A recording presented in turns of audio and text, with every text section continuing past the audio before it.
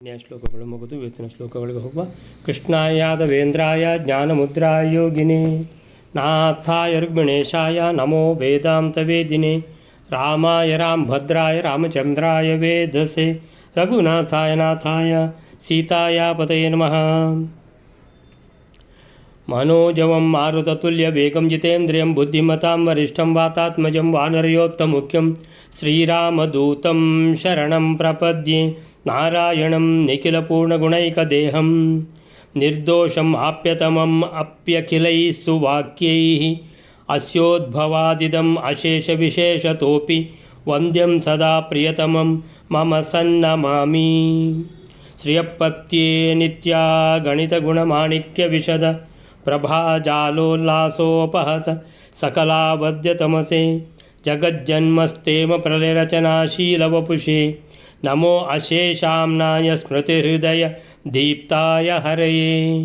ओं व्यासाय भवनाशाय श्रीशाय गुणराशे हृद्याय शुद्धविद्याय मध्वाय नमो नमः. तपस्वाध्याय शुश्रूषा कृष्णपूजारतं मुनिं विश्वेशमिष्टदं वन्दे परिव्राट् चक्रवर्तिनं. श्रीगुरुभ्यो नमः. ಹರಿ ಓಂ. ಇವಾಗ ದುರ್ಯೋಧನನಿಗೆ ಕರ್ಣ ಹೇಳ್ತಾನೆ, ನೀನು ಹೋಗಿಬಿಡು, ಯಾಕಂದರೆ ಇಲ್ಲಿ ನಿಲ್ಲಬೇಡ, ಯಾಕಂದರೆ ರಾಜರುಗಳು ಒಂದು ಸಲ ನಾವು ಹಿಮ್ಮೆಟ್ಟಿಸಿದರೂ ಮತ್ತೆ ಸಜ್ಜಾಗಿ ಬರ್ತಾ ಇದ್ದಾರೆ, ಅವರು ಎಲ್ಲ ಒಟ್ಟಾಗಿ ಮುತ್ತಿಗೆ ಬಿದ್ದರೆ ನಮ್ಮ ಮೇಲೆ ಸ್ವಲ್ಪ ಕಷ್ಟ ಆಗ್ಬೋದು. ಆದ್ದರಿಂದ ನೀನು ಸೋಲುವುದು ಬೇಡ. ಆಮೇಲಿಂದ ನಿನ್ನ ತಮ್ಮಂದಿರು ಅವರು ಯಾರು ಒಬ್ಬರನ್ನು ಸೆರೆ ಹಿಡಿದ್ರೂ ಕೂಡ ನಿನ್ನ ಕೀರ್ತಿಗೆ ಏನಾಗ್ತದೆ, ಕಳಂಕ ಉಂಟಾಗ್ತದೆ. ಆದ್ದರಿಂದ ನೀನು ಹೋಗಿಬಿಡು. ಅಲ್ಲ, ನಾನು ಅಲ್ಲಿಗೆ ಹೋದರೆ ಅಲ್ಲಿ ಬರುವುದಿಲ್ಲ ಅವರು. ಯಾಕೆ ಅಂತೇಳಿದರೆ ಅಲ್ಲಿ ಭೀಷ್ಮಾಚಾರ್ಯ ಇದ್ದಾರೆ, ದ್ರೋಣಾಚಾರ್ಯ ಇದ್ದಾರೆ, ಕೃಪಾಚಾರ್ಯ ಇದ್ದಾರೆ, ಶಕುನಿ ಇದ್ದಾನೆ, ಆಮೇಲೆ ನಿನ್ನ 99 ಜನ ತಮ್ಮಂದಿರಿದ್ದಾರೆ. ಸೊ ಆ ಘಟಾನಿಗಳು. ಆಮೇಲಿಂದ ಮುಖ್ಯವಾಗಿ ಜರಾಸಂಧ, ಅವನು ಈಶ್ವರನ ಭಕ್ತ ಆದ ಕಾರಣ ಅಲ್ಲಿ ಗೊತ್ತು ಅವನಿಗೆ. ಯಾಕಂತೇಳಿದ್ರೆ ಅಶ್ವತ್ಥಾಮಾಚಾರ್ಯರು ಅಂತ ಹೇಳಿದರೆ ದ್ರೋಣಾಚಾರ್ಯರ ಮಗ, ಅವರು ಸಾಕ್ಷಾತ್ ರುದ್ರಂದೇ ಅವತಾರ, ರುದ್ರನೇ ಹುಟ್ಟಿದ್ದು ಅಶ್ವತ್ಥಾಮನಾಗಿ ಅಂಶದಿಂದ ಅಂತ ಹೇಳ್ಕೊಂಡು, ಆದ್ದರಿಂದ ಅಶ್ವತ್ಥಾಮನೊಟ್ಟಿಗೆ ಯುದ್ಧ ಮಾಡಲಿಕ್ಕೆ ಜರಾಸಂಧ ಇಚ್ಛಿಸುವುದಿಲ್ಲ. ಸೊ ಆದ್ದರಿಂದ ಮತ್ತು ಭೀಷ್ಮಾಚಾರ್ಯ ಹತ್ರ ಕೂಡ ಇಷ್ಟು ತನಕ ಏನು ಯುದ್ಧದ ಅವಕಾಶ ಅವನಿಗೆ ಜರಾಸಂಧನಿಗೆ ಆಗಲಿಲ್ಲ. ಯಾಕಂತೇಳಿದರೆ ಭೀಷ್ಮಾಚಾರ್ಯರು ರಾಜ ಅಲ್ಲ ಅಂತ. ಸೊ ಆದ್ದರಿಂದ ಇನ್ನು ರಾಜ ಯಾರು, ಧೃತರಾಷ್ಟ್ರ, ಅವನಿಗೆ ಹೇಗೂ ಕಣ್ಣು ಕಾಣೋದಿಲ್ಲ, ಅವನ ಹತ್ರ ಏನು ಯುದ್ಧ ಮಾಡೋದು ಅಂತ ಹೀಗೆ. ಸೊ ಆದ್ದರಿಂದ ನೀನು ಹೋಗಿಬಿಡು. ಅಲ್ಲಿ ಏನಂತೇಳಿದರೆ ಇಲ್ಲಿ ಅಷ್ಟು ನಿನಗೆ ಏನಾದರೂ ತೊಂದರೆಗಳು ಅಲ್ಲಿ ಇಲ್ಲ, ಹಸ್ತಿನಾಪುರದಲ್ಲಿ. ಆದ್ದರಿಂದ ಹೋಗುವಂತ ಕರ್ಣ ಹೇಳಿದಾಗ ದುರ್ಯೋಧನ ಹಸ್ತಿನಾಪುರಕ್ಕೆ ಹೋಗ್ತಾನೆ. ಅಲ್ಲಿವರೆಗೆ 195. ಆಮೇಲಿಂದ ಉಳಿದ ರಾಜರುಗಳನ್ನೆಲ್ಲ ಕರ್ಣ ಅವರು ಒಬ್ಬರೊಬ್ಬರೇ ಬಂದರು ಅಂತ. ಯಾಕಂದರೆ ಜರಾಸಂಧನಿಗೆ ಕರ್ಣಂದು ಪೂರ್ತಿ ಗೊತ್ತಿಲ್ಲ. ಸೊ ಒಬ್ಬರೊಬ್ಬರೇ ರಾಜರನ್ನು ಕಳಿಸ್ತಿದ್ದ. ಸೊ ಅವರನ್ನು ಕರ್ಣ ಆರಾಮಾಗಿ ಸೋಲಿಸಿಬಿಡ್ತಾ ಇದ್ದ ಅಂತ. ಅಂದರೆ ಎಲ್ಲರೂ ಒಟ್ಟಾಗಿ ಕರ್ಣನ ಮೇಲೆ ಬಿದ್ದಿದ್ದರೆ ಕರ್ಣ ಸೋತು ಹೋಗ್ತಿದ್ನೋ ಏನೋ. ಅವನು ಸೋತರು ಕರ್ಣ ಮೊದಲೇ ಹೇಳಿಬಿಟ್ಟಿದ್ದಾನೆ, ನಾನು ಸೋತರು ಚಿಂತೆ ಇಲ್ಲ, ನೀನು ನಿನ್ನ ತಮ್ಮಂದಿರೆಲ್ಲ ಸೋಲ್ಬಾರ್ದು. ಅವಾಗ ಏನಾಗ್ತದೆ, ಹಸ್ತಿನಾಪುರಕ್ಕೆ ಸೋಲುವಂತ ಆಗ್ತದೆ. ನಾನು ಸೋತರೆ ಅಷ್ಟೊಂದು ಆಗೋದಿಲ್ಲ ಅಂತೇಳಿಬಿಟ್ಟು ಕರ್ಣ ಹೇಳಿದ ಮಾತನ್ನು ಕೇಳಿಕೊಂಡು ದುರ್ಯೋಧನ ವಾಪಸ್ ಹೋಗಿರ್ತಾನೆ. ಎಲ್ಲಿಗೆ? ಹಸ್ತಿನಾಪುರಿಗೆ. ಅಲ್ಲಿವರೆಗೆ ಆಗಿದೆ 195ನೇ ಶ್ಲೋಕ ಆಗಿದೆ. 196ನೇ ಶ್ಲೋಕ ವೈಲರೆ. ಗುರುಭ್ಯೋ ನಮಃ. ಸರ್ವೇಷು ತೇಷು ವಿಜಿತೇಷು ವಿಜಗ್ಮಿವಾಂಸ ಯೋದ್ಧುಂ ಬೃಹತ್ ಧೃತಸುತೋಪ್ಯಮುನಾರಥೇನ ತಂಚೈವ ರಾಮವರತೋ ವಿರಥಂ ವಿಶಸ್ತ್ರಂ ಚಕ್ರೇ ಸಚೈನಮತ ಮುಷ್ಟಿಭಿರಭ್ಯುಪೇತೋ. 196ನೇ ಶ್ಲೋಕ. ಆ ಯುದ್ಧದಲ್ಲಿ ಅವರೆಲ್ಲರೂ ಪರಾಜಿತರಾಗುತ್ತಿರಲು ಬೃಹದ್ರಥನ ಮಗನಾದ ಆ ಜರಾಸಂಧನು ಕರ್ಣನಿಂದ ಕೂಡಿಕೊಂಡು ಯುದ್ಧ ಮಾಡುವುದಕ್ಕೋಸ್ಕರ ರಥವನ್ನು ಏರಿ ಬರುತ್ತಾನೆ. ಅವನನ್ನು ಕೂಡ ಪರಶುರಾಮ ದೇವರ ವರಬಲದಿಂದ ಕರ್ಣನು ರಥರಹಿತನನ್ನಾಗಿ ಶಸ್ತ್ರರಹಿತನನ್ನಾಗಿ ಮಾಡುತ್ತಾನೆ. ಜರಾಸಂಧನು ಕೂಡ ಕರ್ಣನನ್ನು ರಥರಹಿತನನ್ನಾಗಿಯೂ ಶಸ್ತ್ರರಹಿತನನ್ನಾಗಿಯೂ ಮಾಡುತ್ತಾನೆ. ಅನಂತರದಲ್ಲಿ ಇಬ್ಬರು ಪರಸ್ಪರವಾಗಿ ಮುಷ್ಟಿಯಿಂದ ಹೊಡೆದುಕೊಳ್ಳುತ್ತಾರೆ. ಸರ್ವೇಷು ತೇಷು ವಿಜಿತೇಷು ಅಭಿಜಗ್ಮಿವಾಂಸ ಯೋದ್ಧುಂ ಬೃಹದ್ರಥಸುತೋಪಿ ಅಮುನಾ ರಥೇನ तं चैव रामवरतो विरथं विशस्त्रं ಚಕ್ರೆ ಸಚೈನಂ ಅಥ ಮುಷ್ಟಿಭಿಃ ಅಭ್ಯುಪೇತೌ ಸರ್ವೇಷು ತೇಷು ವಿಜಿತೇಷು ಅಭಿಜಗ್ಮಿವಾನ್. ಅಂದರೆ ಯಾರೆಲ್ಲ ರಾಜರುಗಳನ್ನು ಜರಾಸಂಧ ಒಬ್ಬರೊಬ್ಬರನ್ನೇ ಕಳಿಸಿದ್ದಾನೋ ಸರ್ವೇಷು ತೇಷು ಅವರೆಲ್ಲರೂ ಒಬ್ಬರೊಬ್ಬರೇ ಸೋತು ಹೋದರು ಕರ್ಣನ ಹತ್ತಿರ. ಸರ್ವೇಷು ತೇಷು ಅವರೆಲ್ಲರೂ ಅವರೆಲ್ಲರೂ ವಿಜಿತೇಷು ಕರ್ಣನು ಗೆಲ್ಲಲು. ಜಿತೇಷು ಅಭಿಜಗ್ಮಿವಾನ್ ಸ ಯೋದ್ಧುಂ ಬೃಹದ್ರಥ ಸುತಃ ಅಪಿ ಅಮುನಾರಥೇನ. ಈಗ ಹೇಳ್ತಾರೆ ಅಭಿಜಗ್ಮಿವಾನ್ ಹೋದ, ಜಗ್ಮಿವಾನ್ ಅಂದರೆ ಹೋದ. ಯಾರ ಜೊತೆಗೆ?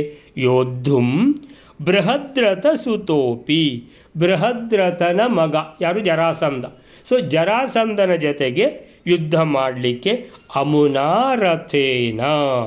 ಸೊ ರಥ ಹಿಡ್ಕೊಂಡು ಹೋಗಿದ್ದಾನೆ ಜರಾಸಂಧ, ರಥ ಹಿಡ್ಕೊಂಡು ಕರ್ಣನ ಬಳಿಗೆ ಬಂದಿದ್ದಾನೆ.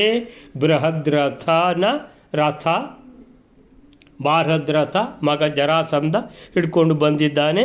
ಈ ಕಡೆಯಿಂದ ಕರ್ಣ ಜರಾಸಂಧನ ಜೊತೆಗೆ, ಅಂದರೆ ಜರಾಸಂಧನೇ ಬಂದದ್ದು, ಜರಾಸಂಧನ ಜೊತೆಗೆ ಕರ್ಣ ಹೋದ. ಅಂತೂ ಅವರಿಬ್ಬರು ಮುಖಾಮುಖಿಯಾದರು, ಕರ್ಣ ಮತ್ತು ಜರಾಸಂಧ.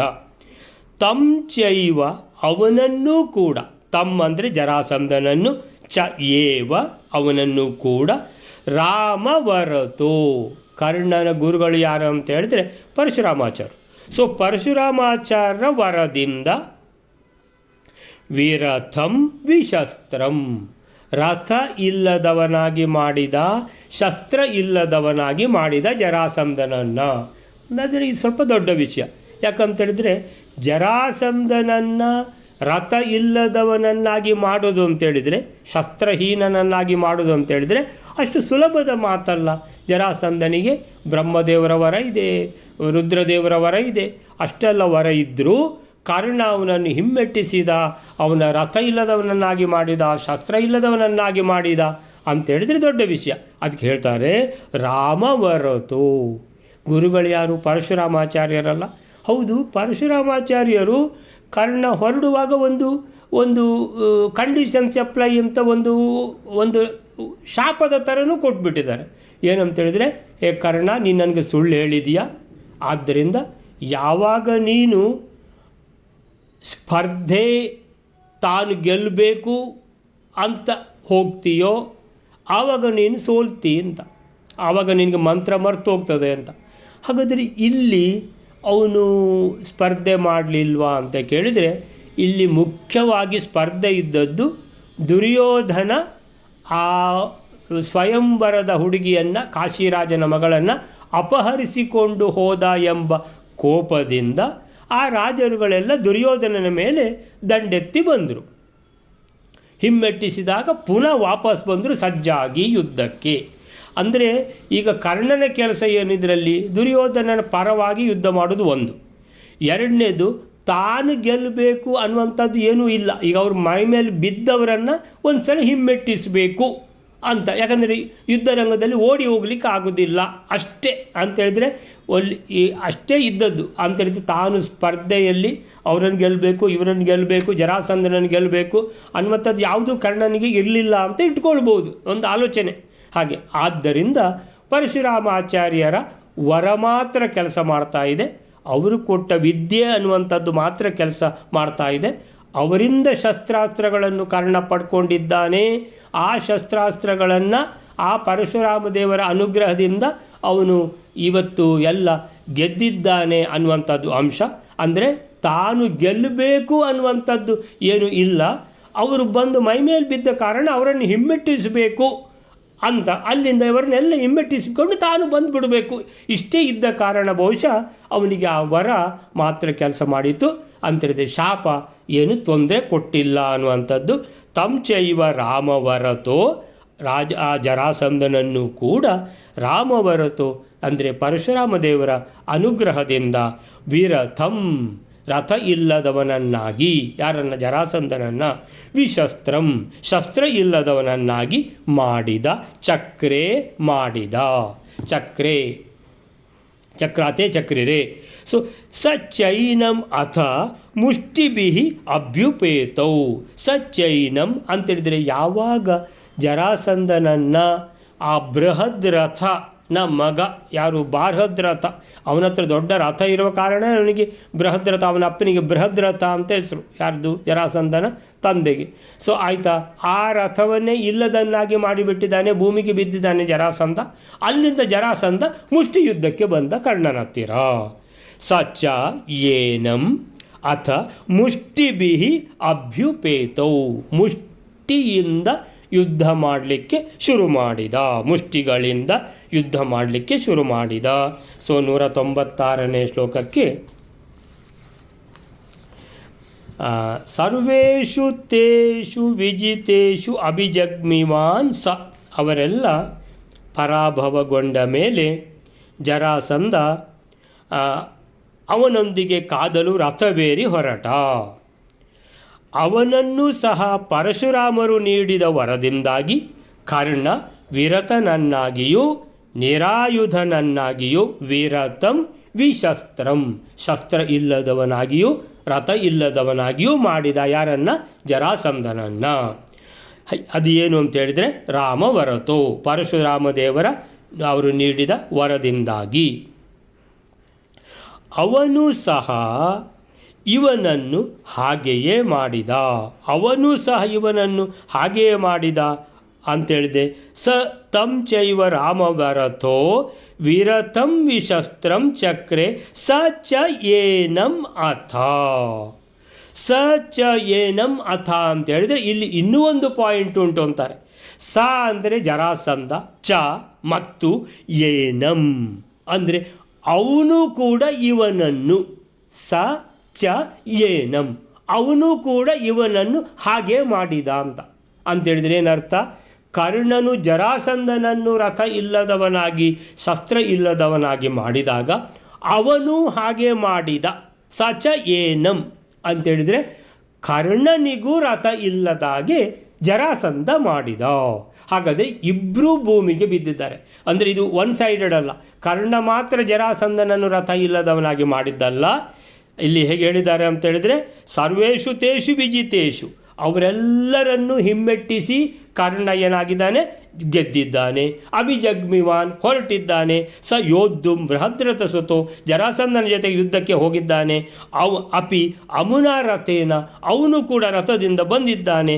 ತಂ ಚೈವ ರಾಮವರತೋ, ಆ ಬೃಹದ್ರಥನ ಮಗನಾದ ಜರಾಸಂಧನನ್ನು ತಂ ಚ ಏವ, ತಮ್ ಅಂದರೆ ಅವನನ್ನು, ಚ ಏವ ಕೂಡ ರಾಮವರತೋ ಪರಶುರಾಮನ ವರದಿಂದಾಗಿ ರಾಮವರತಃ ವಿರತಂ ವಿಶಸ್ತ್ರಂ, ಶಸ್ತ್ರ ಇಲ್ಲದವನನ್ನಾಗಿ ರಥ ಇಲ್ಲದವನಾಗಿ ಕರ್ಣ ಮಾಡಿದ. ಚಕ್ರೆ ಮಾಡಿದ. ಸ ಚ ಏನಂ, ಸ ಅವನು, ಚ ಏನಂ ಅವನು ಕೂಡ ಇವನನ್ನು, ಸ ಚ ಏನಂ. ಸೊ ಅಂದರೆ ಯಾರು? ಅವನು ಜರಾಸಂಧನು ಕೂಡ ಕರ್ಣನನ್ನು. ಸ ಚ ಏನಂ ಅಥ ಅಂತೇಳಿದರೆ ಇಬ್ಬರೂ ಭೂಮಿ ಮೇಲೆ ಬಿದ್ದಿದ್ದಾರೆ. ಇವನನ್ನು ರಥ ಇಲ್ಲದವನಾಗಿ ಅವನು ಮಾಡಿದ, ಅವನನ್ನು ರಥ ಇಲ್ಲದವನಾಗಿ ಇವನು ಮಾಡಿದ. ಇಬ್ಬರೂ ಭೂಮಿ ಮೇಲಿದ್ದಾರೆ. ಸೊ ಇನ್ನೇನು ಮಾಡೋದು? ಶಸ್ತ್ರಗಳು ಬಿಲ್ಲುಗಳು ಕೂಡ ಇಲ್ಲದಾಗೆ ಮಾಡಿದ್ದಾರೆ. ಹಾಗಾದರೆ ಯಾವ ಶಸ್ತ್ರವೂ ಕೈಯಲ್ಲಿ ಇಲ್ಲ ಅಂತೇಳಿದರೆ ಇನ್ನು ಯುದ್ಧ ಮಾಡಬೇಕಂತೇಳಿದರೆ ಯಾಕೆ ಯುದ್ಧ ಮಾಡಬೇಕು? ಮುಷ್ಟಿ ಯುದ್ಧ ಮಾಡಬೇಕು. ಸೊ ಆದ್ದರಿಂದ ಅಥ ಮುಷ್ಟಿಭಿಹಿ, ಮುಷ್ಟಿಗಳಿಂದ ಅಭ್ಯುಪೇತವು, ಉಪೇತವು ಒಬ್ಬರನ್ನೊಬ್ಬರು ಹೊಂದುವುದು. ಉಪೇತವು ಅಂದರೆ ಹೊಂದಿದರು. ಉಪೇತವು ಒಬ್ಬರು ಇನ್ನೊಬ್ಬರನ್ನು, ಎರಡು ಜನ ಇದ್ದಾರೆ. ಉಪೇತವು ಉಪೇತವು ಅಂದರೆ ಅವನು ಇವನನ್ನು ಹೊಂದಿದ, ಇವನು ಅವನನ್ನು ಹೊಂದಿದ ಅಂತೇಳಿದರೆ ಮುಖಾಮುಖಿ ಆದರು. ಪರಸ್ಪರ ಮುಖಾಮುಖಿಯಾಗಿ ಮುಷ್ಟಿಗಳಿಂದ ಯುದ್ಧ ಮಾಡಲಿಕ್ಕೆ ಶುರು ಮಾಡಿದರು ಅನ್ನುವಂಥದ್ದು.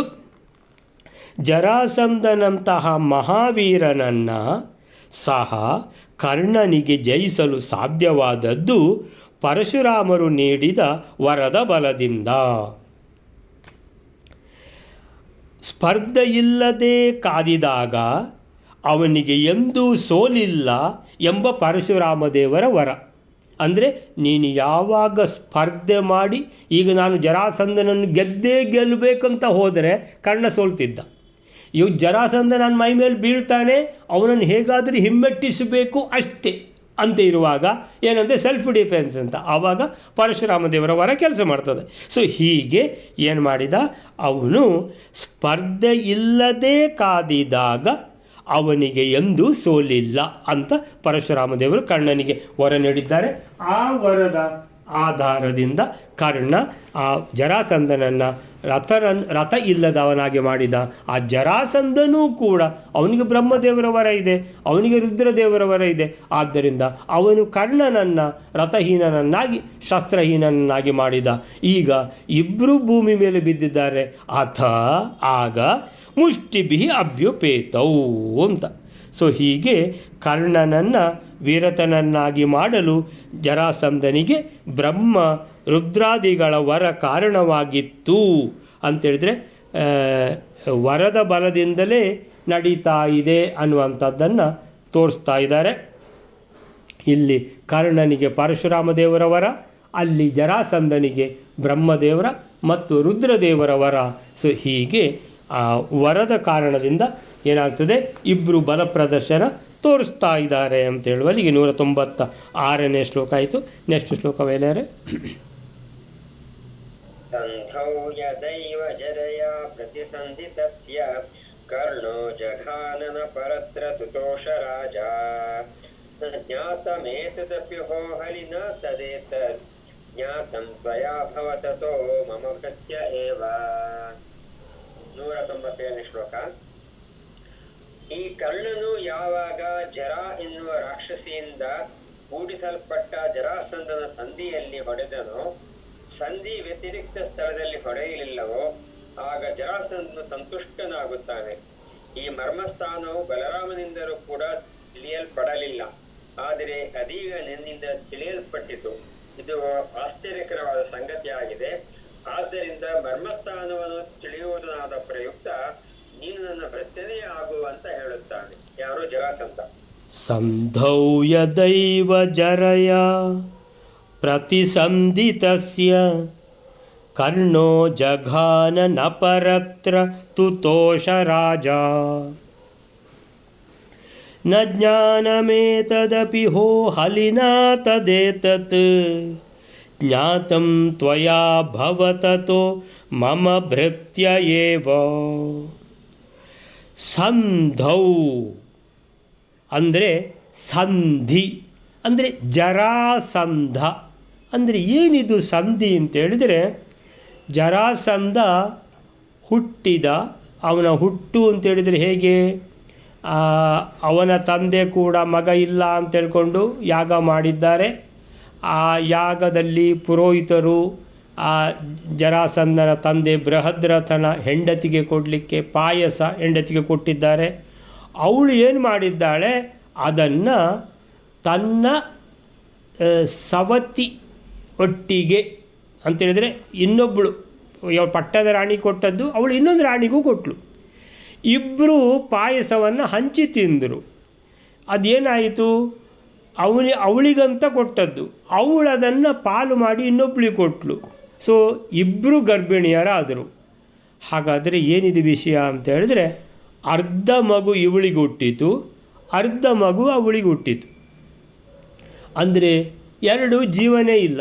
ಅಯ್ಯೋಯ್ಯೋ ದೇವರೇ, ಏನೋ ಒಂದು ಪ್ರಮಾದ ಆಯಿತು ಅಂತ ಹೇಳಿದ್ರು, ಎರಡು ಆ ಭಾಗಗಳು, ದೇಹದ ಭಾಗಗಳು ಜೀವ ಇಲ್ಲದವುಗಳು ತೆಗೆದು ಬಿಸಾಡಿದ್ದಾರೆ. ಆ ಬಿಸಾಡಿದ್ದು ಅದೇ ದಾರಿಯಲ್ಲಿ ಜರ ಅನ್ನುವಂಥ ರಾಕ್ಷಸಿ ಬಂದಿದ್ದಾಳೆ. ಅವಳು ನೋಡಿದ್ಲು, ಏನಿದು ವಿಚಿತ್ರ, ಅರ್ಧ ಭಾಗ ಒಂದು ಕಡೆ ಇದೆ, ಅರ್ಧ ಭಾಗ ಇನ್ನೊಂದು ಕಡೆ ಇದೆ, ಎರಡಕ್ಕೂ ಜೀವ ಇಲ್ಲ ಅಂತ ಹೇಳುವಾಗ ಏನು ಮಾಡಿದ್ದವಳು, ಈ ಎರಡು ಅರ್ಧವನ್ನು ಜೋಡಿಸಿದರೆ ಪ್ರಾಯಶಃ ಜೀವ ಬರ್ಬೋದೋ ಏನೋ ಅಂತ ಏನೋ ಒಂದು ಯೋಚನೆ ಬಂದುಬಿಡ್ತವಳಿಗೆ. ಅವಳ ಎರಡು ಭಾಗಗಳನ್ನು ಜೋಡಿಸಿಡದೊಡನೆಯೇ ಆ ಮಗು ಜೀವವನ್ನು ಪಡೆಯಿತು. ಜರ ಎನ್ನುವ ರಾಕ್ಷಸಿಯಿಂದ ಸಂಧು ಸಂಧ ಅಂತೇಳಿದ್ರೇನು? ಜೋಡಣೆ ಅಂತ. ಸಂಧಿ ಅಂತೇಳಿದರೆ ನಾವೆಲ್ಲ ಹೇಳೋದಿಲ್ವ ಸಂಧಿಗಳಲ್ಲಿ ಅಂತ. ಸಂಧಿ ಅಂತೇಳಿದರೆ ಎಲುಬುಗಳ ಜೋಡಣೆ, ಸಂಧಿ ಅಂತ ಹೇಳೋದು ನಾವು. ಹಾಗೆ ಜ್ಯೋತಿಷ್ಯದಲ್ಲಿ ಸಂಧಿ ಅಂತೇಳಿದರೆ ಕುಜ ದಶೆ ಹೋಗಿ ರಾಹು ದಶೆ ಬಂದರೆ ರಾಹು ಸಂಧಿ, ಶುಕ್ರ ದಶೆ ಹೋಗಿ ರವಿ ದಶೆ ಬರ್ತದೆ, ಆವಾಗ ಶುಕ್ರಾದಿತ್ಯ ಸಂಧಿ. ಸಂಧಿ ಅಂತೇಳಿದರೆ ಎರಡು ಮಿಲನ, ಶುಕ್ರ ಮತ್ತು ಆದಿತ್ಯ, ಶುಕ್ರ ಹೋಗಿ ಆದಿತ್ಯ ಬರುವಂಥದ್ದು. ಇನ್ನು ಸಂಧಿ ಅಂತೇಳಿದರೆ ನಾವು ಸಂಧ್ಯಾವಂದನೆ ಅಂತೇಳಿದರೆ ಬೆಳಿಗ್ಗೆ ಮತ್ತು ಸಂಜೆಯ ಸಂಧ್ಯಾ ಅಂದರೆ ಸಂಧಿ ಇರುವ ಕಾಲ ಸಂಧ್ಯಾಕಾಲ. ಸಂಧ್ಯಾ ಅಂತೇಳಿದರೆ ಏನು? ಕತ್ತಲು ಹೋಗಿ ಬೆಳಕು ಬರುವಂಥ ಕಾಲಕ್ಕೆ ಬೆಳಗ್ಗಿನ ಸಂಧ್ಯಾ, ಪ್ರಾತಃ ಸಂಧ್ಯಾ. ಹಾಗೆ ಬೆಳಕು ಸೂರ್ಯ ಮುಳುಗಿ ಕತ್ತಲು ಬರುವಂಥ ಸಂಕೇತ ಕೊಡುವಂಥದ್ದು ಅದು ಸಾಯಂ ಸಂಧ್ಯಾ. ಆವಾಗ ನಾವು ಸಂಧ್ಯಾವಂದನೆ ಅಂತ ಮಾಡ್ತೇವೆ, ಅದು ಇನ್ನೊಂದು ಸಂಧಿ. ಹೀಗೆ ಸುಮಾರೆಲ್ಲ ಸಂಧಿಗಳು ನೆನಪು ಬರ್ತವೆ ಸಂಧಿ ಅಂತ ಹೇಳಿದ ಕೂಡಲೇ. ಇಲ್ಲಿ ಯುದ್ಧ ಆಗ್ತಾ ಇದೆ, ಮುಷ್ಟಿ ಯುದ್ಧ ಕರ್ಣನಿಗೆ ಮತ್ತು ಜರಾಸಂಧನಿಗೆ. ಇಲ್ಲಿ ಏನು ಸಂಧಿಗಳು ಅಂತೇಳಿದರೆ, ಈ ಜರಾಸಂಧ ಅಂತೇಳಿದರೆ ಜರಾ ಎನ್ನುವ ರಾಕ್ಷಸಿಯಿಂದ ಎರಡು ಅರ್ಧ ಭಾಗ ಜೀವ ಇಲ್ಲದೆ ಇರುವ ಜೀವಗಳನ್ನು ಜೋಡಿಸಿದಾಗ ಜೀವ ಬಂದದ್ದು. ಹಾಗಾದರೆ ಮೇಲಿಂದ ಕೆಳಗಿನವರೆಗೂ ಕೂಡ ಸಂಧಿ ಅಂತ ಇದೆ. ಒಂದು ಮೇಲಿಂದ ಕೆಳಗವರೆಗೆ ಒಂದು ಲೈನ್ ಹೇಳಿದರೆ ಅದು ಸಂಧಿ. ಅಂದರೆ ಎರಡು ದೇಹದ ಎರಡು ಭಾಗಗಳನ್ನು ಜೋಡಿಸಿದ ಜಾಗ ಸಂಧಿ. ಆ ಸಂಧಿಗೆ ಕರ್ಣ ಹೊಡಿತಾ ಇದ್ದ. ಸಂಧೌ ಯದೈವ ಸಂಧಿಯ ಜಾಗದಲ್ಲಿ ಯದಾ ಏವ ಜರಯ ಪ್ರತಿಸಂಧಿತಸ್ಯ, ಜರ ಎನ್ನುವ ರಾಕ್ಷಸಿಯಿಂದ ಆ ಎರಡು ದೇಹದ ಭಾಗಗಳು ಸಂಧಿಯಾಗಿ ಜೋಡಣೆಯಾಗಿ ಜರಾಸಂಧ ಅಂತ ಜೀವ ಪಡ್ಕೊಳ್ತು. ಸೊ ಆ ಸಂಧಿ ಜಾಗಕ್ಕೆ ಕರ್ಣ ಜಗಾನ, ಕರ್ಣ ಹೊಡೆದಿದ್ದಾನೆ. ಕರ್ಣ ಜಗಾನ ನಪರತ್ರ, ಇನ್ನೆಲ್ಲಿಗೂ ಹೊಡಿಲಿಲ್ಲವ. ಅಂದರೆ ನೋಡಿ ಆ ಸಂಧಿ ಜಾಗಕ್ಕೆ ಹೊಡಿತಿದ್ದ. ಅರೇ ಅಂತೇಳಿದ್ರೆ ಆಶ್ಚರ್ಯ ಆಗಿಬಿಡ್ತು ಜರಾಸಂಧನಿಗೆ. ಅಂತೇಳಿದರೆ ಕರ್ಣನಿಗೆ ಪರಶುರಾಮರ ದೇವರ ವರ ಕೆಲಸ ಮಾಡ್ತಾ ಇದೆ ಅಂತ ಲೆಕ್ಕ. ಇಲ್ಲದಿದ್ದರೆ ಹೇಗೆ ಗೊತ್ತವನಿಗೆ ಈ ಜರಾಸಂಧ ಇವನ ಇಡೀ ಮೇಲಿಂದ ಕೆಳಗವರೆಗೆ ಅದು ಸಂಧಿ ಇದೆ ಅಂತ. ಸೊ ಕರ್ಣ ಜಗಾನ ನ ಪರತ್ರ, ಬೇರೆ ಎಲ್ಲಿಯೂ ಹೊಡಿತಾ ಇರಲಿಲ್ಲ. ಎಲ್ಲಿಗೆ? ಪ್ರತಿಸಂಧಿತಸ್ಯ, ಸಂಧಿಗೆ ಹೊಡಿತಿದ್ದ. ಜರಯಾ ಪ್ರತಿಸಂಧಿತಸ್ಯ, ಜರ ಎನ್ನುವ ರಾಕ್ಷಸಿಯಿಂದ ಆ ಎರಡು ದೇಹದ ಭಾಗಗಳು ಎಲ್ಲಿ ಸಂಧಿಯಾಗಿವೆಯೋ ಪ್ರತಿಸಂಧಿತಸ್ಯ ಸಂಧೌ, ಆ ಸಂಧಿ ಜಾಗಕ್ಕೆ ಕರ್ಣ ಜಗಾನ, ಕರ್ಣ ಹೊಡಿತಿದ್ದ. ಜಗಾನ ಹೊಡೆಯುವುದು ಅಂದರೆ ಮರ್ಮಾಘಾತ ಮಾಡುವುದು, ಸತ್ಯ ಹೋಗಬೇಕಂತ ಹೊಡೆಯೋದಕ್ಕೆ ಹೆಸರು ಜಗಾನ, ಅಂದರೆ ಕೊಲ್ಲಬೇಕಂತ ಹೊಡೆಯುವುದು ಆ ಥರ. ಕರ್ಣ ಜಗಾನ ನ ಪರತ್ರ, ಬೇರೆ ಎಲ್ಲಿಗೂ ಹೊಡಿಲಿಲ್ಲ. ಅರೇ ಇಲ್ಲಿಗೆ ಹೊಡೆದಿದ್ದಾನೆ. ತುತೋಷ ರಾಜ, ಜರಾಸಂಧನಿಗೆ ಕರ್ಣನ ಮೇಲೆ ಬಹಳ ಸಂತೋಷ ಆಯಿತು. ಅರೇ ಮಹಾಪರಾಕ್ರಮಿ ಇದ್ದಾನೆ, ಮಹಾಬುದ್ಧಿವಂತ ಇದ್ದಾನೆ ಅಂತೇಳಿದರೆ ಮರ್ಮವನ್ನು ಅರಿತು ಮರ್ಮಸ್ಥಾನಕ್ಕೆ ಹೊಡಿತಾ ಇದ್ದಾನೆ ಅಂಥೇಳಿದರೆ ಇವನು ಸಾಮಾನ್ಯದವನಲ್ಲ ಕರ್ಣ ಅಂತ ಜರಾಸಂಧ ತೀರ್ಮಾನ ಮಾಡಿದ. ನ ಜ್ಞಾತಮೇತದಪಿ ಹೋ ಹಲಿನ ತದೇತತ್ ಜ್ಞಾತಂ ತ್ವಯ ಭವತತೋ ಮಮ ಭೃತ್ಯ ಏವ. ಅರೆ ಕರ್ಣ, ನಿನಗೆ ಗೊತ್ತಿಲ್ಲ ಅಂದರೆ ಇಲ್ಲಿ ಸಂಧಿ ಇದೆ ಅಂತ ಗೊತ್ತಿಲ್ಲದಿದ್ದರೂ ನೀನು ಸಂಧಿ ಜಾಗಕ್ಕೆ ಹೊಡಿತಾ ಇದ್ದಿ ಅಂದರೆ ಹೇಗೆ ಗೊತ್ತಾಯ್ತು ನಿನಗೆ? ನ ಜ್ಞಾತಮೇತದಪಿ ನ ಜ್ಞಾತಂ, ನಿನ್ನಿಂದ ಈ ಮರ್ಮ ತಿಳಿದಿದೆ ಅಂತ ನಂಗೆ ಅನಿಸೋದಿಲ್ಲ. ಅಂದರೆ ನನಗೆ ಎರಡು ದೇಹದ ಭಾಗಗಳು ಜೀವಂತ ಇರಲಿಲ್ಲ, ಜರ ಎನ್ನುವಂಥ ರಾಕ್ಷಸಿ ಅದನ್ನು ಜೋಡಿಸಿದ್ದು ಅಂತ ನಿನಗೆ ಕತೆ ಗೊತ್ತಿದೆ ಅಂತ ನನಗೆ ಅನಿಸೋದಿಲ್ಲ. ಸೊ ಗೊತ್ತಿಲ್ಲದಿದ್ದರೂ ನ ಜ್ಞಾತಂ ಏತದ್ ಅಪಿ ಏತತ್ ಈ ಮರ್ಮ ನಾ ಜ್ಞಾತಂ ಅಪಿ, ಗೊತ್ತಿಲ್ಲದಿದ್ದರೂ ನೀನು ಮರ್ಮಸ್ಥಾನಕ್ಕೆ ಹೊಡಿತಾ ಇದ್ದಿ.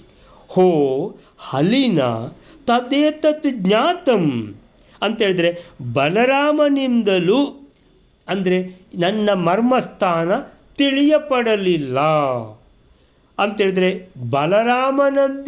ಬಲರಾಮನಿಗೂ ಗೊತ್ತಿಲ್ಲದ ಮರ್ಮ ನಿಂಗೆ ತಿಳಿಯಿತು. ಅಂದರೆ ತದ್ ಏತತ್ ಹಲಿನ, ಹಲಿ ಅಂತೇಳಿದರೆ ಹಲವು ಯಾರ ಆಯುಧವು, ಹಲ ಅಂತೇಳಿದರೆ ನೇಗಿಲು. ಸೊ ನೇಗಿಲು ಯಾರ ಆಯುಧವೋ, ಯಾರವನು ಬಲರಾಮ, ಆ ಬಲರಾಮನಿಗೂ ವಿಷಯ ಗೊತ್ತಿಲ್ಲ ಈ ಥರ ಮರ್ಮಸ್ಥಾನ ಇದೆ ಅಂತ. ಅಂದರೆ ಬಲರಾಮಂದು ಯಾಕೆ ನೆನಪಾಯಿತು ಜರಾಸಂಧನಿಗೆ ಅಂತೇಳಿದರೆ, ಈ ಮುಷ್ಟಿಯುದ್ಧ ಅಥವಾ ಈ ಮಲ್ಲ ಯುದ್ಧ ಈ ಜಟ್ಟಿಗಳಿಂದ ನಡೆಯುವುದು.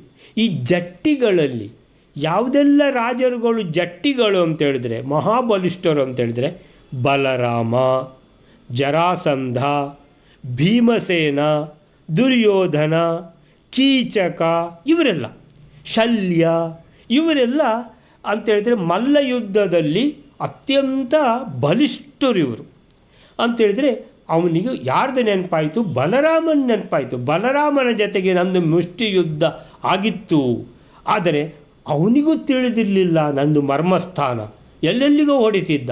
ಆದರೆ ಈ ಕರ್ಣ ಅವನಿಗೆ ಗೊತ್ತಿದೆ ಅಂತ ಅನಿಸೋದಿಲ್ಲ, ಆದರೆ ಹೇಗೋ ಅವನು ಮರ್ಮಸ್ಥಾನಕ್ಕೆ ಹೊಡೆದಿದ್ದಾನಂತಂದರೆ ತಿಳ್ಕೊಂಬಿಟ್ಟ. ಹೇಗೆ ತಿಳ್ಕೊಂಬಿಟ್ಟ ಗೊತ್ತಿಲ್ಲ. ಸೊ ಅಂತೇಳಿದರೆ ಕರ್ಣನ ಮೇಲೆ ಇವನಿಗೆ ಬಹಳ ಒಂದು ವಿಶೇಷ ಗೌರವ ಮರ್ಮಸ್ಥಾನಕ್ಕೆ ಹೊಡಿತಾ ಇದ್ದಾನೆ ಅಂತೇಳಿದ್ರೆ ಇವನು ಯುದ್ಧದಲ್ಲಿ ಜಾಣ, ಎಲ್ಲಿ ಹೊಡಿಬೇಕಂತ ಗೊತ್ತಿದೆ ಅಂತೇಳ್ಕೊಂಡು. ಸೊ ದುರ್ಯೋಧನ ಮತ್ತು ಭೀಮಸೇನರಿಗೆ ಲಾಸ್ಟ್ ಅಂತಿಮ ಯುದ್ಧ ಆಯಿತು. ಅಂತಿಮ ಯುದ್ಧ, ಅವನು ಸರೋವರದಲ್ಲಿ ಅಡಗಿಕೊಂಡಿದ್ದ, ಅವನನ್ನು ಹೇಗೋ ಅವನಿಗೆ ಕೋಪ ಬರೆಸಿ ಸರೋವರದಿಂದ ಹೊರಗೆ ತಂದುಬಿಟ್ರು. ಯಾರು? ದುರ್ಯೋಧನನನ್ನು. ಅಂದರೆ ಮಾತಿನಲ್ಲಿ ಚುಚ್ಚಿ ಅಂದರೆ ಮಹಾ ಹೇಳಿ ನೀನು ಹಾಗೆ ಹೀಗೆ ಅಂತ ಹೇಳುವಾಗ, ಅರೆ ನಾನು ಹೇಳಿ ಅಲ್ಲ ಅಂತ ಓಡಿಕೊಂಡು ಬಂದ ಎಲ್ಲಿಂದ? ಸರೋವರದಲ್ಲಿ ಅಡಗಿಕೊಂಡಿದ್ದ ದುರ್ಯೋಧನ ಬಂದು ಭೀಮಸೇನನೊಟ್ಟಿಗೆ ಯುದ್ಧ ಮಾಡಲಿಕ್ಕೆ ಶುರು ಮಾಡಿದ. ಯಾವ ಯುದ್ಧ ಇದು? ಮಲ್ಲಯುದ್ಧ. ಮಲ್ಲಯುದ್ಧದಲ್ಲಿ ಕುಸ್ತಿಯಲ್ಲಿ ಇಬ್ಬರು ಸೋಲುವುದೇ ಇಲ್ಲ. ಅಂದರೆ ಏನು ಮಾಡಬೇಕು ಅಂತ ಗೊತ್ತಾಗಲಿಲ್ಲ. ಆಗ ಭೀಮಸೇನ ಕೃಷ್ಣನನ್ನು ನೋಡ್ತಾನೆ. ಕೃಷ್ಣ ತೊಡೆ ತಟ್ಟುತ್ತಾನೆ. ಅರೆ ಕೃಷ್ಣ ತೊಡೆ ತಟ್ಟಿದ, ಗೊತ್ತಾಯಿತು ಭೀಮಸೇನನಿಗೆ, ನಾನು ತೊಡೆಗೆ ಹೊಡೆದ್ರೆ ಈಗ ನಾನು ಗೆಲ್ತೇನೆ ಅಂತ. ಹೊಡೆದ, ಎರಡನೇ ಏಟು ತೊಡೆಗೆ ಹೊಡೆದ. ಏನಾಯಿತು? ಮರ್ಮಸ್ಥಾನ, ತೊಡೆ ಮುರಿಯಿತು. ಯಾರ್ದು? ದುರ್ಯೋಧನಂದು. ಹೀಗೆ ಇನ್ನೊಂದು ನಡೆಯಿತು. ಅದು ಯಾವುದು? ಜರಾಸಂಧನಿಗೂ ಭೀಮಸೇನನಿಗೂ. ಹೇಗೆ ದುರ್ಯೋಧನನ ಅಂತ್ಯ ಭೀಮಸೇನನಿಂದ ಆಯಿತೋ, ಹಾಗೆ ಜರಾಸಂಧನ ಅಂತ್ಯ, ಕೀಚಕನ ಅಂತ್ಯ ಯಾರಿಂದ ಆಯಿತು? ಭೀಮಸೇನನಿಂದ ಆಯಿತು. ಕೀಚಕನ ಅಂತ್ಯವು ಭೀಮಸೇನನಿಂದ. ಶಲ್ಯನ ಅಂತ್ಯವೂ ಆಗಿಬಿಡ್ತಿತ್ತು. ಎಲ್ಲಿ? ಆ ದ್ರೌಪದಿಯ ಸ್ವಯಂವರ ಆದ ಕೂಡಲೇ ಶಲ್ಯ ಓಡ್ಕೊಂಡ್ಬಿಟ್ಟಿದ್ದಾನೆ. ಇವನು ಯಾವ ಬ್ರಾಹ್ಮಣ, ಇಷ್ಟು ನೋಡಿದರೆ ಮಹಾ ಜಟ್ಟಿಯಾಗಿದ್ದಾನೆ, ಇವನ ಹತ್ರ ಯುದ್ಧ ಮಾಡಿಬಿಡ್ಬೇಕಂತ ಭೀಮಸೇನ ಅವನನ್ನು ಎತ್ತಿ ಗಾಳಿಗೆ ಬಿಸಾಡಿಬಿಟ್ಟ. ಆಮೇಲೆ ಅಯ್ಯೋ ನನ್ನ ಮಾವ ಅಂತ ಪುನಃ ಹಿಡಿದು ಮೆಲ್ಲಕ್ಕೆ ಭೂಮಿಯಲ್ಲಿಟ್ಟ. ಇಲ್ಲ ಅಂದರೆ ಮಾವ ಅಂತ ನೆನಪು ಬರೆದಿದ್ದರೆ ಏನಾಗ್ತಿತ್ತು? ಶಲ್ಯನನ್ನು ಮುಗಿಸಿಬಿಡ್ತಿದ್ದ, ಕೀಚಕನನ್ನು ಮುಗಿಸಿಬಿಟ್ಟಿದ್ದ ಭೀಮ ಮಲ್ಲಯುದ್ಧದಲ್ಲಿ. ಆಮೇಲಿಂದ ಭೀಮ ಇಲ್ಲಿ ಯಾರನ್ನು? ದುರ್ಯೋಧನನನ್ನು ಗದಾಯುದ್ಧದಲ್ಲಿ ಮುಗಿಸಿದ. ಹಾಗೆ ಇದಕ್ಕಿಂತ ಮೊದಲು ಜರಾಸಂಧನನ್ನು ಮುಗಿಸಿದ್ದಾನೆ. ಕೃಷ್ಣ, ದುರ್ಯೋಧನ ಮತ್ತು ಕೃಷ್ಣ, ಭೀಮಸೇನ ಮತ್ತು ಅರ್ಜುನ 3 ಜನ ಹೋಗೋದು. ಅಂದರೆ ರಾಜಸೂಯ ಯಾಗ ಮಾಡಬೇಕು ಯಾರಿಗೆ? ಯುಧಿಷ್ಠಿರನಿಗೆ ಅಂತ. ಸೊ ಆವಾಗ ಏನಾಯಿತು? ಜರಾಸಂಧ ಕಪ್ಪ ಕಾಣಿಕೆ ಕೊಡುವುದಿಲ್ಲ, ಜರಾಸಂಧನನ್ನು ಸೋಲಿಸಲೇಬೇಕು. ಸೋಲಿಸಲಿಲ್ಲ ಅಂತ ಹೇಳಿದರೆ ರಾಜಸೂಯ ಯಾಗ ಮಾಡುವಾಗಿಲ್ಲ ಅಂತ ಗೊತ್ತಾದಾಗ, ಹಾಗಾದರೆ ಕೃಷ್ಣ ಬಂದ ಭೀಮಸೇನನ ಮತ್ತು ಅರ್ಜುನನ ಕರ್ಕೊಂಡು ಹೋಗ್ತೀನಿ ಅಂತ ಹೇಳಿದ. ಯುಧಿಷ್ಠಿರ ಹೆದರಿಬಿಟ್ಟ. ಅಯ್ಯೋ ಆ ಜರಾಸಂಧನ ಹತ್ರ ಭೀಮಸೇನ ಮತ್ತು ನಾನು ಅರ್ಜುನನನ್ನು ಕಳಿಸೋದ? ಬೇಡ ಬೇಡ, ನಾನು ರಾಜಸೂಯ ಯಾಗ ಮಾಡದಿದ್ರೂ ಚಿಂತೆ ಇಲ್ಲ, ಇದು 2 ನನ್ನ ಕಣ್ಣುಗಳು, ಭೀಮಸೇನ ಮತ್ತು ಅರ್ಜುನ. ಸೊ ಇವರಿಲ್ಲದೆ ನಾನು ಬದುಕಲಿಕ್ಕೆ ಸಾಧ್ಯ ಇಲ್ಲ, ಅವರನ್ನು ಕರ್ಕೊಂಡು ಹೋಗಬೇಡ ಅಂತ ಹೇಳ್ಕೊಂಡು ಹೇಳಿದ. ಯಾರು? ಈ ಯುಧಿಷ್ಠಿರ. ಇದೇ ಥರ ಯುಧಿಷ್ಠಿರ ಮೊದಲೊಂದು ಸಲ ಹೆದರಿದ್ದ. ಯಾವಾಗ ಈ ಭೀಮಸೇನನನ್ನು ಬಕಾಸುರನ ಹತ್ರ ಕಳಿಸ್ಬೇಕು ಅಂತ ಹೇಳುವಾಗ ಯುಧಿಷ್ಠಿರ ಹೆದರಿ ಹೋಗಿದ್ದ. ಅಯ್ಯೋ, ಭೀಮಸೇನಿಂದಾಗಿ ನಾವೆಲ್ಲರೂ ಬದುಕಿದ್ದೇವೆ, ನೀನು ಆ ಭೀಮಸೇನನ್ನೇ ಕಳಿಸ್ಲಿಕ್ಕೆ ಹೊರಟಿದ್ದೀಯಲ್ಲ ಅಂತ. ಸೊ ಹಾಗೆ ಈ ರಾಜಸೂಯ ಯಾಗ ಮಾಡಬೇಕು, ಜರಾಸಂಧ ಕಪ್ಪ ಕಾಣಿಕೆ ಕೊಡುವುದಿಲ್ಲ, ಅವನನ್ನು ಸೋಲಿಸುವುದೊಂದೇ ಅಥವಾ ಕೊಲ್ಲುವುದೊಂದೇ ದಾರಿ ಅಂತ ಗೊತ್ತಾದಾಗ ಕೃಷ್ಣ ಹೇಳಿದ ಯುಧಿಷ್ಠಿರನಿಗೆ, ನಾನು ಅರ್ಜುನನನ್ನು ಮತ್ತು ಭೀಮನನ್ನು ಕರ್ಕೊಂಡೋಗಿ ಜರಾಸಂಧನನ್ನು ಮುಗಿಸಿಬಿಡ್ತೇನೆ. ಜರಾಸಂಧ ಏನಂತೇಳಿದರೆ ಅವನು ಮುಗೀತು ಆಟ, ಕೊನೆಯ ಆಟ ಅಂಥೇಳಿ ಯುಧಿಷ್ಠಿರ ಹೆದರಿದ. ಆದರೆ ಯುಧಿಷ್ಠಿರನಿಗೆ ಭೀಮಸೇನ ಬಹುಶಃ ಭೀಮಸೇನನೇ ಹೇಳಿರಬೇಕು ಏನಂತೇಳಿದರೆ, ನಾವು ಯಾರ ಜೊತೆಗೆ ಹೋಗೋದು? ಭಗವಂತ ಕೃಷ್ಣನ ಜೊತೆಗೆ. ಕೃಷ್ಣನ ಜೊತೆಗೆ ಹೋಗುವಾಗ ಯಾರಿಗಾದರೂ ಅಪಾಯ ಇರುತ್ತಾ? ಇರೋದೇ ಇಲ್ಲವಲ್ಲ, ಮತ್ತು ಯಾಕೆ ಹೆದರ್ತೀಯ ಅಣ್ಣ ನೀನು ಅಂತ ಯುಧಿಷ್ಠಿರನಿಗೆ ಹೇಳಿದಾಗ ಯುಧಿಷ್ಠಿರನಿಗೆ ಏನೋ ಜ್ಞಾನೋದಯ ಆದಾಗಾಯಿತು. ಆಯ್ತು, ಹೋಗಿ ಬನ್ನಿ ಅಂತ. ಸೊ ಭೀಮಸೇನನನ್ನು ಅರ್ಜುನನನ್ನು ಕರ್ಕೊಂಡು ಕೃಷ್ಣ ಹೋಗಿಬಿಟ್ಟು ಅಲ್ಲಿ ಭೀಮಸೇನನೊಟ್ಟಿಗೆ ಮಲ್ಲ ಯುದ್ಧ ಆಗೋದು, ಜರಾಸಂಧನಿಗೂ ಭೀಮಸೇನನಿಗೂ ಅಂತೇಳಿದರೆ ಅಲ್ಲಿ ಯಾರನ್ನಾದರೂ ಒಬ್ಬರನ್ನು ಸಿಲೆಕ್ಟ್ ಮಾಡು ನೀನು, ನಮ್ಮ 3 ಜನರಲ್ಲಿ ಅಂತ ಕೃಷ್ಣ ಹೇಳ್ತಾನೆ. ಯೋಚನೆ ಮಾಡ್ತಾನೆ ಜರಾಸಂಧ, ಕೃಷ್ಣ ಭಗವಂತ, ಅವನ ಜೊತೆಗೆ ಗೆಲ್ಲಲಿಕ್ಕೆ ಸಾಧ್ಯವೇ ಇಲ್ಲ. ಇನ್ನು ಅರ್ಜುನ, ಅಯ್ಯೋ ಅರ್ಜುನ ನನಗೆ ಸರಿಸಾಟಿ ಅಲ್ಲ, ಅವನೇನು ನಾನು ಈ ಥರ ಇರುವಾಗ ದಪ್ಪಗೆ ಅವನು ತೆಳ್ಳಗಿದ್ದಾನೆ, ಅವನ ಜೊತೆಗೆ ಏನು ಯುದ್ಧ ಮಾಡೋದು? ಬೇಡ ಅರ್ಜುನ. ಮತ್ತು ಭೀಮಸೇನನೊಟ್ಟಿಗೆ ಯುದ್ಧ ಮಾಡೋದಂದರೆ ಸರಿಸಾಟಿಯಾದ ಯುದ್ಧ ಅಂತ ಭೀಮಸೇನನಿಗೂ ಜರಾಸಂಧನಿಗೂ ಮಲ್ಲ ಯುದ್ಧ ಆದಾಗ ಅವನು ಹೊಡಿತಾನೆ, ಇವನು ಹೊಡಿತಾನೆ. ಎಷ್ಟು ಹೊಡೆದ್ರು, ಯಾರಿಗೂ ಎಲ್ಲಿಂದ ಗದೆಯಿಂದ ಹೊಡ್ಕೊಂಡ್ರು, ಎಲ್ಲರಿಂದ ಏನೆಲ್ಲ ಶಸ್ತ್ರಗಳು ಎಲ್ಲ ಉಪಯೋಗಿಸಿ ಮಲ್ಲ ಯುದ್ಧ, ಕುಸ್ತಿ, ಅದು ಇದು ಎಲ್ಲನೂ ಆಯಿತು. ಈ ಜರಾಸಂಧನೂ ಸೋಲುವುದಿಲ್ಲ, ಭೀಮಸೇನನೂ ಸೋಲುವುದಿಲ್ಲ ಅಂತೇಳುವಾಗ ಭೀಮಸೇನ ಕೃಷ್ಣನನ್ನು ನೋಡ್ತಾನೆ. ಅಪ್ಪ, ಯಾರ ಹತ್ರ ಕರ್ಕೊಂಬಂದೆ ನೀನು? ಇದು ಸೋಲುವುದೇ ಇಲ್ಲಲ್ಲ ಜನ ಅಂತ. ಅದಕ್ಕೆ ಕೃಷ್ಣ ಏನು ಮಾಡಿದ, ಹೀಗೆ ಕಾಗದವನ್ನು ಹರಿಯುವ ಹಾಗೆ ಮಾಡಿದ ಕೈಯಲ್ಲಿ. ಓ, ಭೀಮಸೇನಿಗೆ ಗೊತ್ತಾಯಿತು, ಓ ಹಾಗೋ ವಿಷಯ, ಸರಿ ಇದು ಸಂಧಿ. ಆಗಾದರೆ ಮೇಲಿಂದ ಕೆಳಗವರೆಗೆ ಇದು ಸಂಧಿ. ಹೊಡೆದ ಅಲ್ಲಿಗೆ ಮರ್ಮಸ್ಥಾನಕ್ಕೆ. ಏನಾಯಿತು, ಮರ್ಮಸ್ಥಾನಕ್ಕೆ ಹೊಡೆದ ಮೇಲೆ ಒಂದು ಕಾಲಿಂದ ಅವನನ್ನು ಹಿಡ್ಕೊಂಡ, ಭೂಮಿಗೆ ಬೀಳಿಸಿ. ಯಾರನ್ನು? ಜರಾಸಂಧನನ್ನು.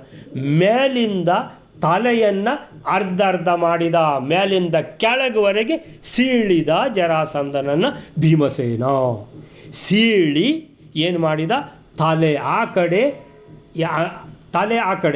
ಯಾವುದು ಈ ಭಾಗದ್ದು ತಲೆ ಈ ಕಡೆ ಬಂತು. ಕಾಗದ ಹರಿಯುವಾಗ ಹಾಗೆ ಆಗ್ತದಲ್ಲ. ಸೊ ಆ ತಲೆ ಪೋರ್ಷನ್ ಹರಿದು ಈ ಕಡೆ ತಂದಾಗ, ಸೊ ಆ ಕಡೆ ತಲೆ ಅರ್ಧ ಭಾಗ, ತಲೆ ಆ ಕಡೆ ಅರ್ಧ ಭಾಗ, ತಲೆ ಈ ಕಡೆ ಕೆಳಗೆ ಕಾಲಿನ ಕಡೆ ಬಂದಿದೆ. ಇನ್ನೊಂದು ಅರ್ಧ ಭಾಗದ್ದು ಉಲ್ಟಾ ಮಾಡಿದ್ದಾನೆ, ಕೃಷ್ಣ ಹೇಳಿದ ಹಾಗೆ ಕಾಗದ ಹರಿದಂತೆ ಅಂತ. ಸೊ ಉಲ್ಟಾ ಮಾಡಿದಾಗ ಜರಾಸಂಧ ಸತ್ತೋದ. ಸೊ ಹೀಗೆ ಇದೆಲ್ಲ ಸಂಧಿ ಅಂತ ಹೇಳುವಲ್ಲಿಗೆ ಇಷ್ಟೆಲ್ಲ ಕಥೆಗಳು ಬಂತು. ಸಂಧಿ ಅಂತ ಹೇಳಿದರೆ ಏನು ಅಂತ. ಸೊ ಕರ್ಣ ಅಲ್ಲಿಗೆ ಹೊಡೆದ, ನಾಪರತ್ರ, ಬೇರೆ ಎಲ್ಲಿಗೂ ಹೊಡಿಲಿಲ್ಲ. ಜರಾಸಂಧನಿಗೆ ತುತೋಷ ರಾಜ, ತುತೋಷ ಸಂತೋಷಗೊಂಡ. ಯಾರು? ಜರಾಸಂಧ. ನ ಜ್ಞಾತಮೇದಪಿ ಹೋ ಹಲಿನ ತದೇತ ಜ್ಞಾನಂ, ಹಲಿನ ನಹಿ ಜ್ಞಾನಂ ನ ಜ್ಞಾತಂ. ಬಲರಾಮನಿಗೂ ತಿಳಿಯದ ಮರ್ಮಸ್ಥಾನ ತದೇತತ್ ಜ್ಞಾನಂ, ಇವನಿಗೆ ತಿಳಿಯಿತು ಅಂತ ಕಾಣಿಸ್ತದೆ. ಯಾಕೆ? ಅಲ್ಲಿಗೆ ಹೊಡಿತಾ ಇದ್ದಾನೆ, ಮರ್ಮಸ್ಥಾನಕ್ಕೆ. ಅಂದರೆ ಸಂಧಿ ಮೇಲಿಂದ ಕೆಳಗುವರೆಗೆ ಸಂಧಿ.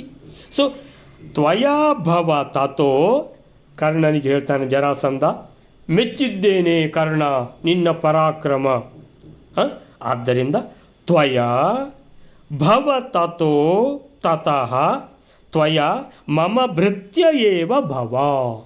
ಮಮ ನನ್ನ, ಭೃತ್ಯ ಅಂದರೆ ಸೇವಕ, ಏವ ಭವ ನನ್ನ ಸೇವಕನೇ ಆಗು ನೀನು ಅಂತ ಕರ್ಣನಿಗೆ ಹೇಳಿದ. ಈಗ ಇಬ್ಬರು ಸಮ ಬಲದಾಗೆ ಕಾಣಿಸ್ತಾ ಇದ್ದಾರೆ. ಇವನನ್ನು ಅವರಥಹೀನನನ್ನಾಗಿ ಮಾಡಿದ, ಅವನನ್ನು ಇವರಥಹೀನನನ್ನಾಗಿ ಮಾಡಿದ. ಇಬ್ಬರು ನೆಲದ ಮೇಲೆ ಬಿದ್ದು ಮುಷ್ಟಿ ಯುದ್ಧ ಶುರು ಮಾಡಿದರು. ಮುಷ್ಟಿ ಯುದ್ಧದಲ್ಲಿ ಕರ್ಣನು ಏಕಚಿತ್ತದಿಂದ ಮರ್ಮಸ್ಥಾನಕ್ಕೆ ಹೊಡಿತಾ ಇದ್ದ ಆಲೋಚನೆ ನೋಡಿದರೆ ಏನು ಕರ್ಣ ಸೋಲುವ ಹಾಗೆ ಕಾಣಿಸಲಿಲ್ಲ. ಅಂದರೆ ಗೆಲ್ಲಲಿಲ್ಲ ಜರಾಸಂಧನ ವಿರುದ್ಧ, ಆದರೆ ಸೋಲೂ ಇಲ್ಲ. ಅಂದರೆ ಇಬ್ಬರೂ ಸಮಬಲದ ರೀತಿಯಲ್ಲಿದೆ. ಸಮಬಲದ ರೀತಿಯಲ್ಲಿ ಇರುವಾಗ ಜರಾಸಂಧ ಕರ್ಣನಿಗೆ ನೀನು ನನ್ನ ಭೃತ್ಯನಾಗು ಅಂತ ಹೇಳಿದರೆ ಕರ್ಣ ಒಪ್ತಾನ. ನೀನು ನನ್ನ ಸೇವಕನಾಗು, ನನ್ನ ಭೃತ್ಯನಾಗು, ಮಮ ಭೃತ್ಯ ಭವ ಅಂದರೆ ನನ್ನ ಸೇವಕನಾಗು. ಅಂದರೆ ಅದರ ಅರ್ಥ ಏನಂತ ಹೇಳಿದರೆ ಭೃತ್ಯ ಅಂದರೆ ಸೇವಕ ಅಂತ ಅರ್ಥ ಇದ್ದರೂ ನೀನು ನನ್ನ ಮಿತ್ರನಾಗು, ನನ್ನ ಜತೆಗೆ ಸೇರಿಕೊಳ್ಳು. ಅಂದರೆ ಎಷ್ಟೆಲ್ಲ ರಾಜರುಗಳಿದ್ದಾರಲ್ಲ ಎಲ್ಲ ನನ್ನ ಜೊತೆಗೆ ಸೇರಿಕೊಳ್ಳುವವರು, ಅದೇ ರೀತಿ ನೀನು ನನ್ನ ಜೊತೆಗೆ ಸೇರಿಕೋ ಅಂತೇಳಿದರೆ ಒಂದು ರೀತಿಯಲ್ಲಿ ಸೇರಿಕೊಳ್ಳುವುದಂತೇಳಿದರೆ ನಾನು ಹೇಳಿದ ಹಾಗೆ ಕೇಳು, ಅಥವಾ ಏನಂತೇಳಿದರೆ ನನ್ನ ಗ್ರೂಪಿಗೆ ಸೇರು. ನಾವೆಲ್ಲ ಈಗ ಯುದ್ಧಕ್ಕೆ ಹೋಗುವಾಗ, ಕೃಷ್ಣನ ಹತ್ರ ಯುದ್ಧಕ್ಕೆ ಹೋಗುವಾಗ ನನ್ನೊಟ್ಟಿಗೆ ನೀನು ಸಹ ಬಾ. ಬಾಕಿ ರಾಜರುಗಳೆಲ್ಲ ಬರ್ತಾರೆ, ಕರೆದು ಕೂಡಲೇ ಅವರಿಗೆಲ್ಲ ಮನಸ್ಸಿರೋದಿಲ್ಲ ಕೆಲವರಿಗೆ, ಆದರೂ ಹೆದರಿಕೊಂಡು ಬರ್ತಾರೆ. ಅದೇ ಥರ ನೀನು ಸಹ ಬಾ ಅಂತ ನನ್ನ ಸೇವಕನಾಗು, ಅಥವಾ ನನ್ನ ಗ್ರೂಪಿನಲ್ಲಿ ನೀನು ಒಬ್ಬ ಕಪ್ಪ ಕೊಡುವ ರಾಜನಾಗು ಅಂತಲೇ ಅರ್ಥ. ಕಪ್ಪ ಕೊಡು ಅಂತೇಳಿ ಅರ್ಥ ಅಂತ ಹೇಳಿದ್ರೆ ಜರಾಸಂಧನಿಗೆ ಅಷ್ಟು ವಿಶ್ವಾಸ ಇದೆ ಅಂತ ಇಟ್ಕೋಬೋದು, ಈ ಕರ್ಣನನ್ನು ಸೋಲಿಸೇ ಬಿಡ್ತೇನೆ ಅಂತ. ಇಷ್ಟು ತನಕ ಸೋಲಿಸುವ ಆ ಥರ ಹೊಡಿಲಿಲ್ಲ, ಇನ್ನು ಹೊಡೆದರೆ ಸೋಲಿಸಬಹುದು ಕರ್ಣ. ಆದರೂ ಮೆಚ್ಚಿದ್ದೇನೆ ನಿನ್ನ ಪರಾಕ್ರಮ, ನೀನು ನನ್ನ ಜೊತೆಗೆ ಸೇರ್ಕೋ ಅಂತ ಕರ್ಣನಿಗೆ ಹೇಳಿದ ಅಂತ 197ನೇ ಶ್ಲೋಕಕ್ಕೆ ಏನು ಹೇಳ್ತಾರೆ ಪ್ರಭಂಜನಾಚಾರ್ಯರು ಅಂತೇಳಿದರೆ ಏನುಂಟು, ವ್ಯಾಖ್ಯಾನದಲ್ಲಿ ಏನುಂಟು ಅಂತೇಳಿದರೆ, ಇತರ ಕಡೆಗಳಲ್ಲಿ ಬಿಟ್ಟು ಜರೆಯು ಸೇರಿಸಿದ್ದ ಜರಾಸಂಧನ ಸಂಧಿಸ್ಥಾನ ಮೇಲಿಂದ ಕೆಳಗವರೆಗೆ ಅಲ್ಲೇ ಕರ್ಣ ಹೊಡೆಯತೊಡಗಿದ್ದಾಗ ಜರಾಸಂಧ ಮೆಚ್ಚಿದ. ತುತೋಷ ರಾಜ ಅಂದರೆ ಜರಾಸಂಧ. ನನ್ನ ಈ ಮರ್ಮಸ್ಥಾನ ಹಲಿನ ನ ಜ್ಞಾತಂ, ಬಲರಾಮನಿಗೆ ಕೂಡ ಗೊತ್ತಿಲ್ಲ. ಅಂದರೆ ನಿನಗೂ ಸಹ ತಿಳಿದಿಲ್ಲ ಇಷ್ಟು ತನಕ, ಆದರೂ ನೀನು ಅಲ್ಲಿಗೆ ಹೊಡಿತಾ ಇದ್ದೀಯಾ ಅಂತೇಳಿದರೆ ಹೇಗೋ ನೀನು ತಿಳ್ಕೊಂಡಿರಬೇಕು, ಜಾಣನಿದ್ದಿ ಅಂತೇಳಿದರೆ. ಯುದ್ಧ ಅಂತೇಳಿದರೆ ಖಾಲಿ ಬಾಹುಬಲದಿಂದ ಮಾಡುವುದಲ್ಲ, ಏನು ಇಲ್ಲಿ ಬುದ್ಧಿ ಬಲವು ಕೂಡ ಇರಬೇಕು, ಜ್ಞಾನ ಬಲವೂ ಇರಬೇಕು. ಸೊ ಆದ್ದರಿಂದ ನೀನು ಜಾಣ ಇದ್ದಿ ನೀನು ಅಂತ ಹೊಗಳ್ತಾನೆ ಕರ್ಣನನ್ನು. ಹಾಗೆ ಹೊಗಳಿಬಿಟ್ಟು ಹೇಳ್ತಾನೆ, ನೀನು ನನಗೆ ಭೃತ್ಯನಾಗು. ಕರ್ಣ ಆ ಮುಷ್ಟಿ ಯುದ್ಧದಲ್ಲಿ ಜರಾಸಂಧನಿಗೆ ಹಾಕುತ್ತಿದ್ದ ಪೆಟ್ಟುಗಳು ಜರೆ ಎಂಬ ರಾಕ್ಷಸಿ ಅವನ ದೇಹವನ್ನು ಸೇರಿಸಿದ್ದ ಮೇಲಿಂದ ಕೆಳಗುವರೆಗೆ ಸಂಧಿಸ್ಥಳದಲ್ಲೇ ಬೀಳುತ್ತಿದ್ದವು.